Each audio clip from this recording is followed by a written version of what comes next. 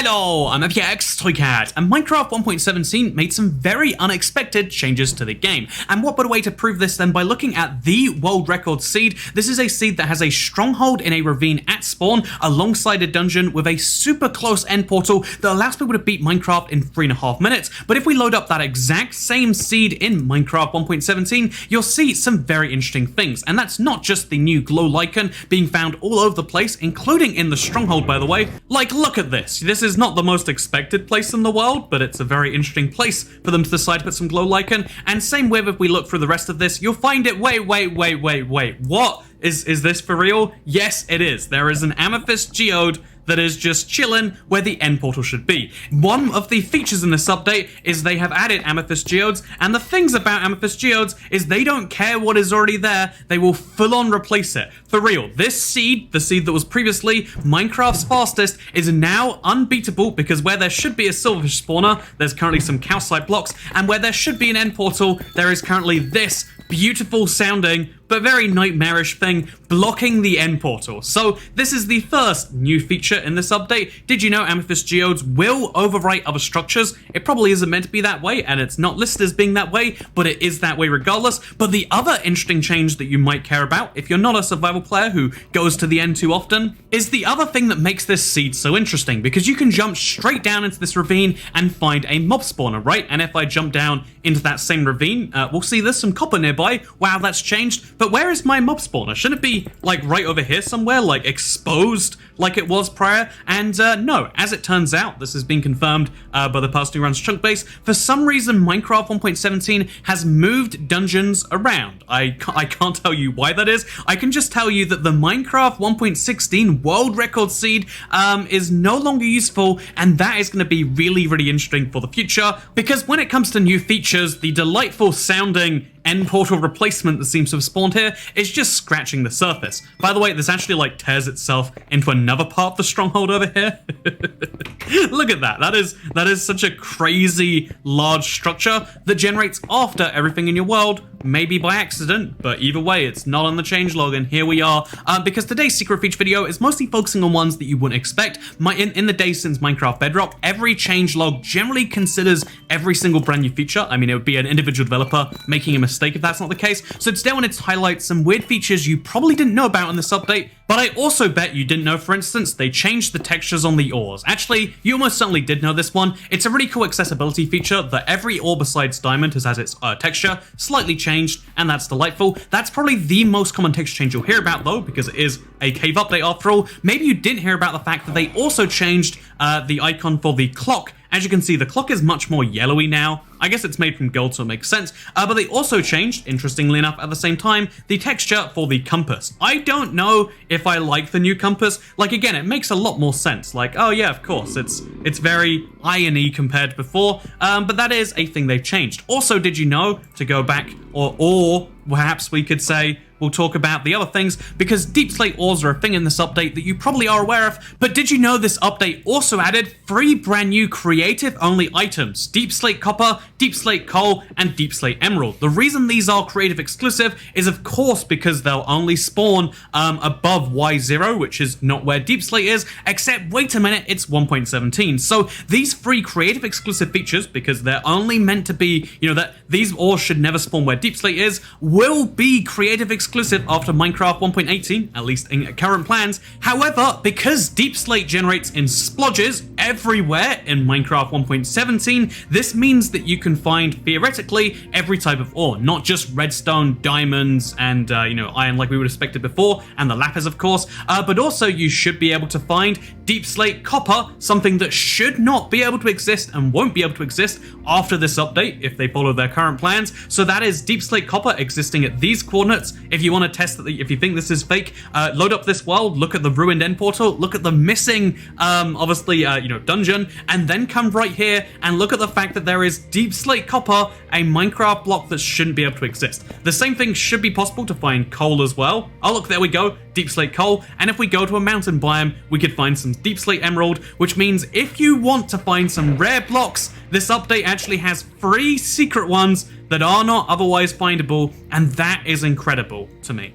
By the way, let me interrupt my own video to mention that subscribing is a great way to see more of my videos daily on your homepage about 1.17, 18, and of course 1.19, free updates in a very short span of time. And also, did you know they've changed the bow in this update to be more like the Java bow? That's something I spotted here in Survival, and that's why I'm telling you about it before moving on to the actual part of this video. So it might be sad if you're a creative player and all these cool creative only blocks have been taken away and given to the player base at large, but maybe it can be made up for by the fact that in creative, oceans now have much better vision again, both when you're inside of the water as well as when you're outside of it using night vision. This has been a big pain for a long time that night vision doesn't properly work from outside the water. Now it does, and there is a small consolation for survival players here again, because the ocean should be brighter because of the brand new glow lichen. This will generate even underwater. In fact, it's recommended underwater, and you know, if you want to make the underwater brighter, maybe you should grab some bone meal. Wow, that is a really nice block. And what happens if we use bone meal? What's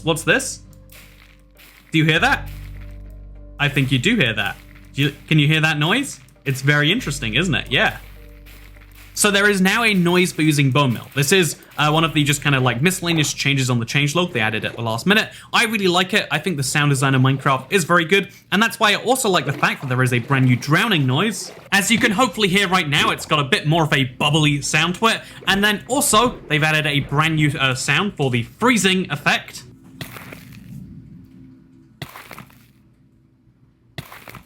It's got much more of a crunch to it, in my opinion, because, you know, snow is crunchy, and so is dying of freezing, and so the final thing they've decided to do is make burning have its own little unique sound as well. So to prove this one, here is me burning. You hear that? That little sizzle? That is my flesh cooking. That is me becoming a piece of cooked ocelot, slowly but surely, as the lava burns me on the inside out. So all three of these sounds are now distinctly different to what happens when you're just hit normally. It's a very cool little change. I like Minecraft sound design when it's done well, and to see these come at the last minute is a very great change. Another thing that you probably won't notice, because most of the time you're not placing blocks down, you should be. I mean, look at my brand new Deep Slate collection of blocks you won't be able to find after this update, if things remain as they are. So allow me to instead show you something cool that is me placing down ore blocks. Can you hear this? There you go, can you hear that? Yeah, sounds good, doesn't it? Sounds really good. There's a little bit of metallic clank, because when you place down an ore block, you are placing down what can be a substantial amount of ore, so it makes sense that that would be a thing. So boom, there we go. Those are some secret features found inside the 1.17 update, but it gets better, because drowns will now drop copper ingots instead of gold ingots, which I guess makes sense, something about water and copper, I don't know for sure, but the other weird change is that splash water bottles, one of Minecraft's best items that are totally very useful all the time, they actually did not do damage to blazes before, despite being water on a mob that dies in the rain, but they fixed that now. As you can see, if you want to, you can kill blazes using exclusively water bottles, and it takes a lot of water bottles, don't get me wrong. By the way, I'm sorry, it's raining outside my window. If there were blazes in real life, they'd be dead by now. But as you can see, the blaze dies after just 16 water bottles, which to me is such a steal of a deal. I mean, why would you kill a blaze using anything else? And because Endermen take damage in the same way, this also opens up the possibility of lingering water bottles, another very useful item, because if you throw one of these down on the ground, then it will linger water, and if the Enderman comes near you, he will take damage from it. This is a splash potion of harming, but only for Endermen and for blazes, and now they exist. Look at this. You can water an entire area up and keep it safe from the Enderman, which I think is glorious, personally.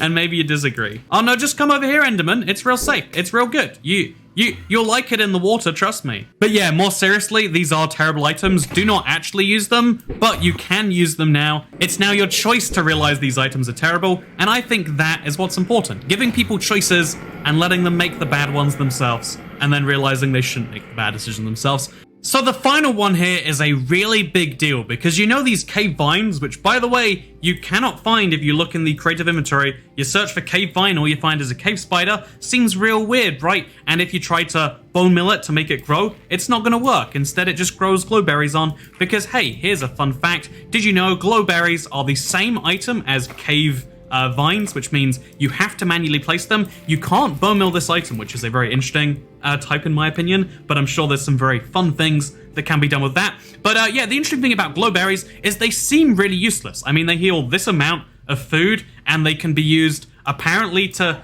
breed two foxes together. Did you know they eat them in the make love mode? But like, we already have regular berries, so that's not a very good use. But that's because you don't know about their secret use. I can't believe you're missing the glowberries' secret use. I mean, I can't believe you'd think they were worthless, because you're missing the fact that they actually, I'm just kidding, there's no use to them. They're a type of vine that can be made from food, and that is their use in this update. I imagine something is coming with these later, but for now, it's a type of vine that foxes can eat and then go to sleep once they've made love, apparently. And you know what? Isn't that what we all want in the world? Yes, yes it is. Is this Minecraft's new most pointless farm? Is a fun question. And the answer to that is, honestly, I like pointless farming. I didn't think I'd want to farm these until I realized just how silly and pointless they are, and now I want to do it all the more. So we might be doing that in a stream in the near future. But actually, you know what? If you're watching this on Wednesday, did you know I'm going to be starting a brand new hardcore world? I bet you didn't know that. Would you like to come watch it live? It'll start in like, I don't know, an hour or two. I don't know when my live stream is, but come watch it. I would enjoy that. Thank you so much for watching this video. I'll let you know when we find out how many of these changes are bugs, how many are mistakes, and how many are really cool, because I thought they were wonderful, and I hope all of you do as well. But I'll see you all next time. Goodbye.